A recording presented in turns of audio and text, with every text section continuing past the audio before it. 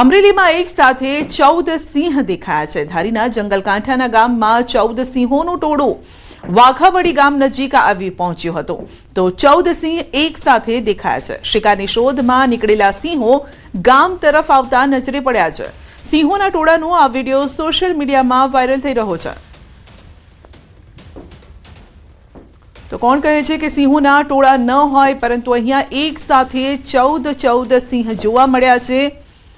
તો ધારીના જંગલકાંઠાના ગામોમાં 14 સિંહોનું ટોળું જોવા મળ્યું છે, જે ગામ તરફ જતું હોય તેવું લાગી રહ્યું છે, કારણ કે શિકારની શોધમાં રાત્રે તેઓ નીકળ્યા હોય તેવું દેખાઈ રહ્યું છે। ગામમાં પશુઓ હોય છે તો તેનો શિકાર કરવા માટે તેઓ જતા હોય તેમ લાગી રહ્યું છે। તો સિંહો સાથે સિંહણ અને સિંહ બાળ પણ તેની સાથે જોવા મળી રહ્યા છે। તો એક સાથે 14 સિંહો જોવા મળ્યા હતા। અમરેલીમાં ગામ તરફ જતા હોય વાઘાવડી ગામ નજીકના આ દ્રશ્યો છે, જ્યાં તેઓ શિકાર અર્થે જતા હોય તેમ લાગી રહ્યું છે। તો સિંહના વિડીયો સોશિયલ મીડિયામાં વાયરલ થઈ રહ્યા છે। એક સાથે 14 સિંહ જોવા મળ્યા છે। ધારીના જંગલકાંઠાના ગામના આ દ્રશ્યો છે। તો અમરેલીમાં છાશવારે સિંહો જોવા મળતા હોય છે, કારણ કે જંગલ વિસ્તાર નજીક આવેલો છે, જેના કારણે સિંહોની અવરજવર અહીં સામાન્ય છે। છાશવારે સિંહોના ટોળા દેખાતા હોય છે। ઘણી વખતે ગામમાં શિકાર માટે પણ આવી જતા હોય છે। ધારી, લાઠી આસપાસના જે વિસ્તારો છે ત્યાં સિંહોની અવરજવર સામાન્ય બની ગઈ છે, પરંતુ તેના કારણે ખેડૂતો, પશુપાલકોની ચિંતા વધેલી રહે છે। ગીર સોમનાથના ઉનામાં ખૂંખાર દીપડા સામે પિતા અને પુત્ર જંગે ચઢ્યા। ઉનામાં દીપડા અને પિતા પુત્ર વચ્ચે લોહિયાળ જંગ ખેલાયો। પુત્રને બચાવવા પિતાએ દીપડાને મોતને ઘાટ ઉતાર્યો। પુત્રનો જીવ બચાવવા વૃદ્ધ પિતાએ સ્વ બચાવમાં દીપડાને મોતને ઘાટ ઉતાર્યો। ગાંગડા ગામની સીમમાં મોડી રાત્રે ઘટના બની। ઓસરીમાં બેસેલા વૃદ્ધ પર દીપડાએ અચાનક હુમલો કર્યો। પિતાની ચીસ સાંભળી પુત્ર દોડી આવ્યો।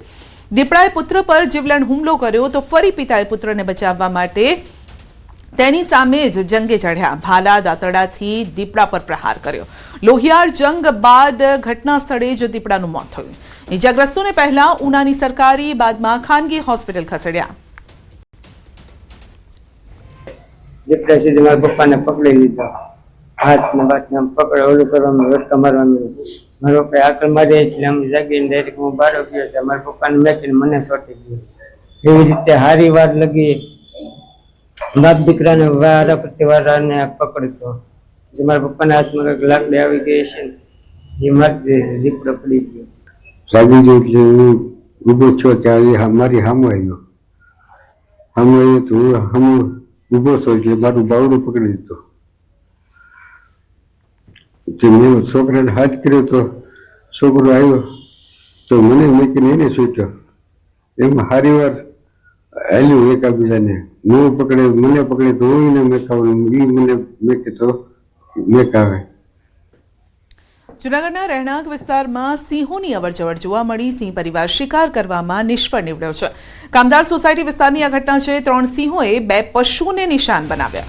પશુએ સિંહનો સામનો કરતા સિંહ શિકાર કર્યા વગર જ ભાગી ગયો।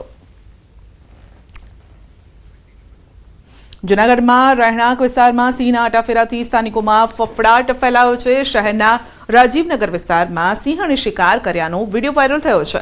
એક રહેણાંક મકાન પાસે જ સિંહણે એક ગાયનો શિકાર કરી સ્થળ પર જ મિજબાની માણી।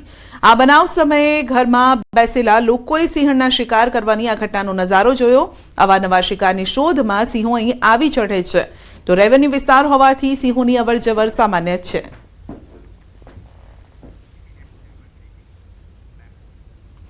જૂનાગઢમાં ડિમોલિશન દરમિયાન મળી આવ્યા છે હથિયારો। તલવાર, ધારિયા, કુહાડી જેવા ઘાતક 60 જેટલા હથિયાર મળી આવ્યા છે। શિવગીરી નામના સાધુના ત્યાંથી મળ્યા છે હથિયાર। સુદર્શન તળાવ નજીક કર્યું હતું દબાણ। શિવગીરી નામના સાધુએ દબાણ કર્યું। દબાણ દૂર કરાતા ઘરમાંથી હથિયાર નીકળ્યા। ભવનાથ પોલીસે શિવગીરીની કરી છે અટકાયત।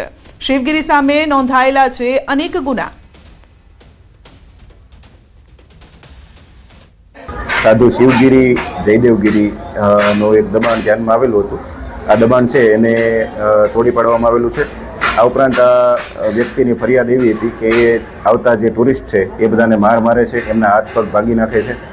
એના વિરુદ્ધ ઘણા બધા ગુના પણ નોંધાઈ ચૂક્યા છે અને તડીપાર પણ અગાઉ કરવામાં આવેલ હતો. તો આટલો ભયજનક માણસ હોય, મહાશિવરાત્રિ મેળામાં પણ એ ખૂબ ભયજનક હોય અને લોકોને ખોટી રીતે રંજાડ ન કરે એના માટે સર્ચ પણ કરવામાં આવેલું અને લગભગ 60-70 જેટલા હથિયારો પણ મળી આવ્યા છે. વધુ અપડેટ મેળવીશું સંવાદદાતા અમાર પાસેથી. જે અમાર ડિમોલિશન દરમિયાન કેટલાક હથિયારો મળી આવ્યા છે, શું છે મામલો? સંધ્યા, ચોક્કસ કે જે રીતે ભવનાથ વિસ્તારમાં હાલ મહાશિવરાત્રીના મેળાની તૈયારીઓ તંત્ર દ્વારા શરૂ કરી દેવામાં આવી છે ને જેને લઈને જે ગેરકાયદેસર દબાણો છે તે દૂર કરવા માટે ગઈકાલે તંત્ર દ્વારા કામગીરી શરૂ કરાઈ હતી. સુદર્શન તળાવની જે પાળ છે ત્યાં શિવગીરી નામના સાધુએ ગેરકાયદેસર રીતે દબાણ કરી અને એક મકાન બનાવી લીધું હતું. તેના ડિમોલેશન દરમિયાન તેના મકાનમાંથી ઘાતક હથિયારો મળી આવ્યા છે. 60 થી 70 જેટલા હથિયારો મળી આવ્યા છે ને જેને લઈને આ જે શિવગીરી છે તેને પોલીસ હવાલે કરવામાં આવ્યું છે.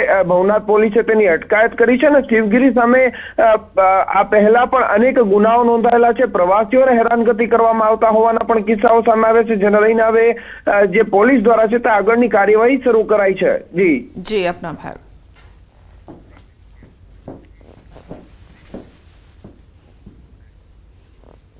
બુલેટિનમાં આગળ વધીશું નાનકડા બ્રેક બાદ.